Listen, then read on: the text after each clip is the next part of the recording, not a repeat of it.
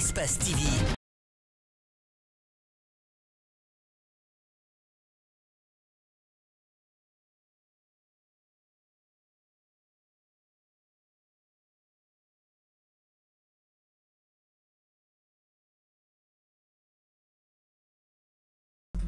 Vous faites bien de regarder Espace TV. Bonsoir, bienvenue à tous. Voici les grandes lignes de cette édition.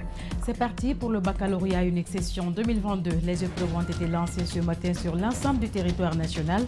Le ministre se veut strict quant au respect des consignes données. Pendant ce temps, l'inquiétude s'installe sur les surveillants et les candidats. Et puis la place du numérique, on en parle dans ce journal. Depuis l'avènement des nouvelles technologies, le travail manuel perd progressivement sa place en ce 21e siècle dans presque tous les secteurs de la vie.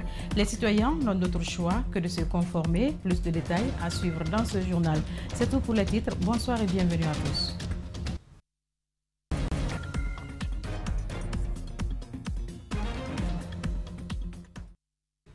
Après l'examen d'entrée en 7e année et le BEPC, les premières épreuves du baccalauréat unique session 2022 ont démarré ce vendredi dans tout le pays. Cette année, avec les examens, les candidats ne sont pas les seuls inquiets. Les surveillants, eux aussi, ont peur, car la moindre erreur, c'est le procureur qui intervient. Alors, personne ne veut se laisser prendre. Et à Titi Camara, les candidats au baccalauréat ont eu droit à un surveillant qui se donne tout le temps pour bien fouiller. Mamadou Saliouba, Ibrahima Souma. C'est peut-être le meilleur surveillant du centre. Ne rien laisser au hasard. Les mains partout, fouille systématique et vérification d'identité. Vous regardez premièrement le visage. Est-ce que la photo correspond à l'intéressé? Parce qu'il y a certains qui se substituent. Alors, et c'est anormal. Et ensuite encore, fouiller systématiquement, parce que nous étions aussi des élèves. Hein? Donc, on connaît là où les documents doivent être cachés. Alors, autant s'appliquer pour ne pas frauder ou se laisser prendre par la déléguée, qui apparemment n'est pas une femme prête à couvrir un candidat ou même un surveillant. Je vous aime, mais je me préfère. Je vous aime, mais je me préfère. Le message est passé. Aucune tolérance ne sera accordée. Mais ici, dans ce centre, ce qui fait de plus peur, c'est ce silence. Cette attente d'avant-épreuve. C'est rien à dire, quoi. C'est pas facile, c'est pas facile. Stress aussi pour les encadreurs. Gérer le lancement des épreuves, distribuer les fiches d'examen, les cahiers de brouillon, il y a toujours des imprévus. Oui, c'est pas facile. Pas facile. Nous sommes dans les derniers réglages jusqu'à 8h45, 50. Voilà. Sinon, tout va très bien, il n'y a pas de problème. Mais il faut procéder au dernier réglage, ainsi de suite. Voilà, tout va bien. Voilà, ils sont tous installés. Le lancement est prévu pour 9h. 9h, l'heure fatidique, l'heure d'affronter les imprévus. Une autre facette du baccalauréat 2022, les conditions difficiles d'accessibilité aux différents centres d'examen. Par manque de bus et autres moyens de transport, les candidats sont obligés d'enfourcher 3, parfois 4 les motos. Ce matin, par exemple, une grosse pluie matinale a rendu la tâche encore plus difficile aux candidats. Al-Seni Bari, Ibrahima Souri Kamara pour plus de détails. À Conakry, le jour du baccalauréat, il faut passer 3 épreuves. Les intempéries, la circulation et les matières du jour. Nous sillonnons les artères de la capitale à la rencontre des candidats. Se élève sur le pick-up qui s'apprête à rallier son centre à bénéficier de l'aide de ce chauffeur. Le regard froid et plein de détermination, il ne peut pas nous accorder d'interview et file. D'autres sont à pied, il faut courir car il va pleuvoir d'un moment à l'autre. Aujourd'hui, je pars parce que j'ai un objectif à atteindre et je me suis préparé à ça. Et il faut que j'aille aussi. Conakry, c'est cela. Les surcharges à 3, parfois 4, les embouteillages et la dernière recrue, la pluie. Malmené par les averses, Mamadou Alioubari quitte Matoto pour Lansanaya. Il est obligé de s'arrêter et acheter un imperméable pour tenter de poursuivre le chemin. Avec la pluie là, on n'a pas le choix. Il faut qu'on part avec, on part sous la pluie pour aborder les chilles parce qu'on n'a pas le choix. Il est 7 heures, mais on se croirait à l'aube. Les phares sont allumés, les candidats bravent l'interdit, les risques d'inondation et les accidents. Ces deux amis viennent de loin. Dans la bourse du jour, il faut enlever le prix du manteau. Ils arriveront trempés au centre. Mon centre se trouve jusqu'à Tombolia. Pourtant, je viens de Nongo. De Nongo jusqu'à Tombolia, tu vois la distance. Alors, il faudrait mieux que nous profitions là-bas et puis les amis vont chercher en classe d'abord. Au lieu de trouver que la cour elle est fermée, non? Pour le moment, aucune mesure d'accompagnement. Seuls des citoyens qui embarquent les élèves. Une université s'est illustrée. L'UNC qui a mis gratuitement son bus à la disposition des candidats. On a jugé nécessaire pour les 4 jours durant leur examen de les accompagner dans leurs différents centres. Pas seulement de les accompagner, mais aussi en les prodiguant des conseils. Comment ils doivent se comporter, comment le comportement qu'ils doivent s'adopter pour passer un très bon examen. Reste à savoir si d'autres personnes de bonne volonté vont suivre l'initiative pour aider les élèves à passer cet examen sans souci de transport. Des regroupements autour des établissements, ce sont des encadreurs ou encore des membres des familles des candidats qui restent à proximité pour aider dès que l'opportunité se présente. Une réalité également combattue par les autorités éducatives. Qu'en est-il réellement? Quel dispositif sécuritaire? Nos équipes se sont rendues au lycée Kipé. Mohamed Valek Touré, Abokardine Kamara. Nous sommes au lycée Kipé, l'un des plus grands centres d'examen de la capitale. Dans cette zone, nous identifions 3 centres d'examen. Un calme olympien y règne. Nous constatons la présence d'une équipe mixte composée de gendarmes et de policiers. Elle surveille la zone, prête à interpeller toute personne qui tenterait de perturber le processus ou d'introduire des sujets traités. Un dispositif qui certainement marche, car contrairement aux années précédentes où certains tentaient de faire entrer des sujets, aucun engouement cette fois-ci autour de ces centres, excepté ces vendeuses.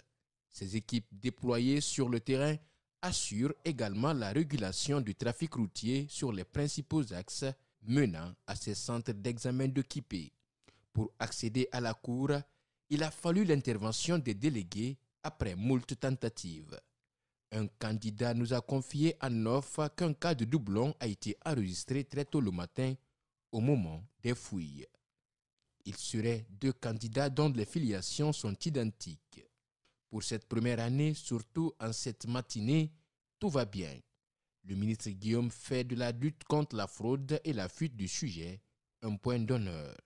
Encore cette semaine se tenait le procès des candidats au BEPC et quelques encadreurs pris en flagrant délit. Bonne chance donc à tous les candidats. Autre actualité, quand le numérique s'invite et réinvente notre quotidien, en Guinée, il y a encore plus de 2 décennies, dans tous les secteurs de la vie, tout ou presque se faisait de façon manuelle. Ces dernières années, avec l'avènement des nouvelles technologies, ces habitudes s'effacent progressivement pour laisser place à un monde qui se numérise de plus en plus. Des citoyens de ce monde moderne et numérisé ont fait le choix de se conformer. La place du numérique dans le quotidien du Guinéen, c'est un reportage d'Aminata Masri Bangoura et d'Ablaï Kamara. S'il y a 30 ans et plus, certaines tâches étaient accomplies manuellement, ces habitudes au fil du temps ont cessé d'être. L'ère du numérique oblige. Tout est en train d'être revu pour un monde encore beaucoup plus facile. Dans cette pharmacie, par exemple, le registre des produits pharmaceutiques a été informatisé.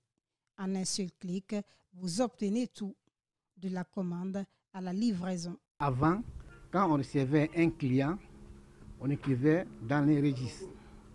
Donc on avait beaucoup de difficultés par rapport à ça. Vraiment, il y a eu maintenant une modernisation. Tous les médicaments sont enregistrés dans les ordinateurs. Donc on introduit le nom des médicaments dans les ordinateurs. Donc on effectue la vente. Même chez les commerçants, les montants sont calculés à la seconde. Si vous voulez aussi payer et disposer votre reçu, le numérique a tout prévu. La machine nous facilite à faire le calcul rapidement et puis on se sépare avec le client. Avant c'était dans la tête et puis on met beaucoup de temps pour faire sortir le montant.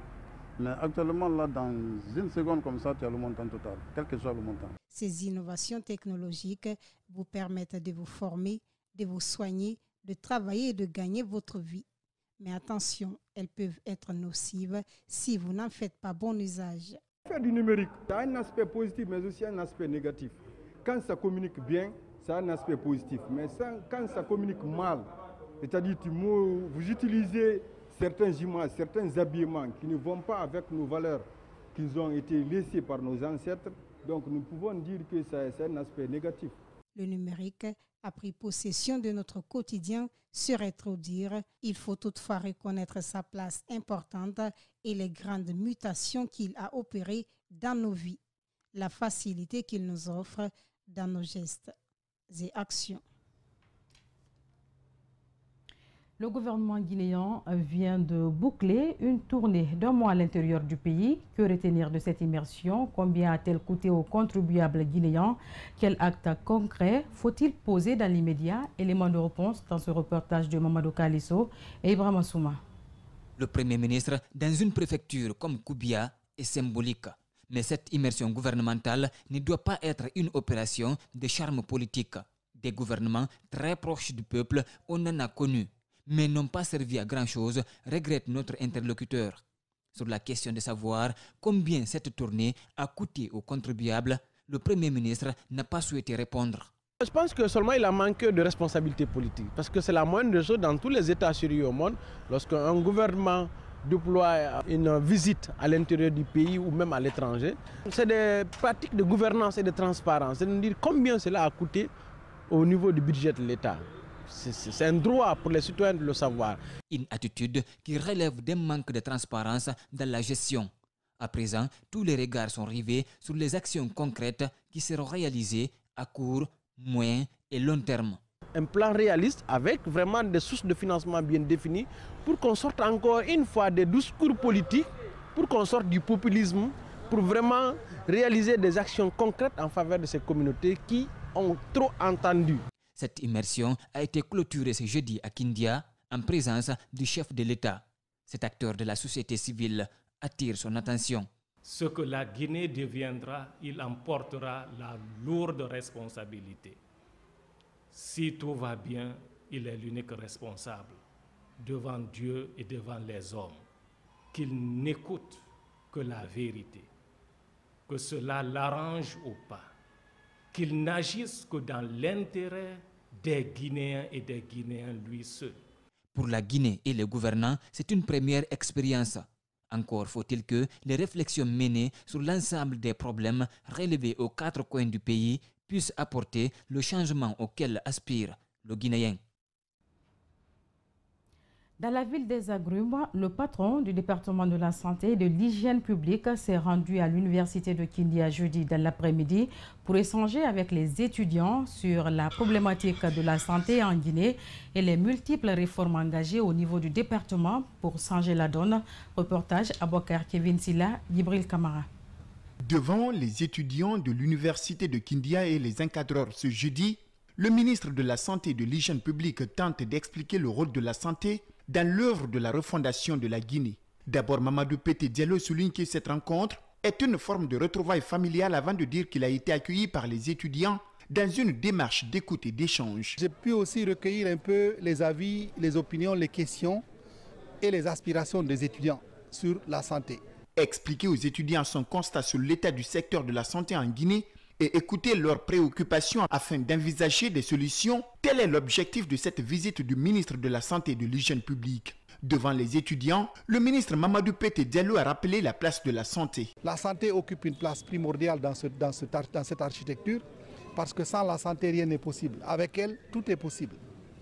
Comme me l'ont rappelé les étudiants, la santé n'a pas de prix, mais elle a un coût. Cette visite du ministre de la Santé et de l'Hygiène publique s'inscrit dans le cadre de l'immersion gouvernementale. Une initiative du président de la transition qui vise à écouter les citoyens sur les difficultés auxquelles ils font face. J'ai bien dit que mon immersion, c'était à la fois écouter nos soldats de la vie, les professionnels de santé, mais c'est aussi recueillir l'avis de nos parents, de nos pères, de nos mères, de nos mamans, de nos enfants, de nos élèves et étudiants, de ces braves hommes et femmes qui constituent en fait les usagers du système de santé. À l'université de Kindia, certains étudiants ont mis l'occasion à profit pour soulever un certain nombre de problèmes dans le domaine de la santé. Ça m'a aidé aujourd'hui à m'exprimer, à parler de ce qui m'est arrivé dans le domaine de la santé.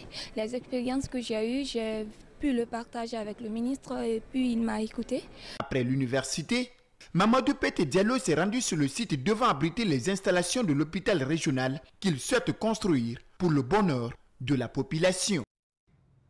Vous le savez, le 16 juin de chaque année, les pays membres de l'Union africaine célèbrent la journée de l'enfant africain en souvenir du massacre des enfants de Soweto en 1976. Cette année, le comité africain d'experts sur les droits et le bien-être de l'enfant a retenu comme thème de célébration « Éliminer les pratiques néfastes affectant les enfants », progrès en matière de politique et de pratique depuis 2013. En Guinée, à l'absence des membres du gouvernement, c'est les cadres du ministère de tutelle qui ont immortalisé cette journée. Antoinette Dédé Onivogi, Alseni Kamara pour des explications. Pour la journée de l'enfant africain, la Guinée a un objectif bien clair cette année. C'est celui d'éradiquer le viol sur mineurs qui connaît une montée vertigineuse et des violences domestiques, mais aussi attirer l'attention des parents sur leurs responsabilités. Il est vrai, tout le monde est responsable de ce qui arrive aux enfants, mais les parents sont, du point de vue des conventions internationales, la responsabilité première incombe aux parents. Donc ça a été pour nous une occasion de faire une invite solennelle pour que les parents prennent cela en considération. La présidente du Parlement des enfants a mis l'accent sur la nécessité d'intégrer les questions relatives aux droits des enfants dans tous les programmes de développement. Donc ma priorité, c'est faire en sorte qu'il y ait du progrès sur l'éducation de la jeune fille. Je voudrais bannir les violences faites aux enfants, notamment le viol, la non-scolarisation des enfants, la non-participation des enfants aux prises de décision les concernant, la liberté d'expression, la non-liberté d'expression. Je voudrais aussi demander au ministère de la Justice de ne pas retarder les dossiers au niveau des viols. L'organe législatif de la transition était aussi présent à cette cérémonie. Il se dit préoccupé par la protection des enfants. Ça devient une préoccupation majeure, une préoccupation nationale sur laquelle nous devons se pencher réellement pour bannir ce fléau sur le comportement dans nos vies. Mais comment bannir? C'est surtout prendre les lois, les actes forts contre ces hors de la loi, ces personnes ignobles, surtout que j'appelle les violeurs. Des messages forts et des sensibilisations ont été lancés à travers des prestations de sketch, chants, poèmes et danses. Et c'est cet élément qui met fin à cette édition réalisée par Diana Bangoura. Merci à tous de l'avoir suivi. Bonsoir.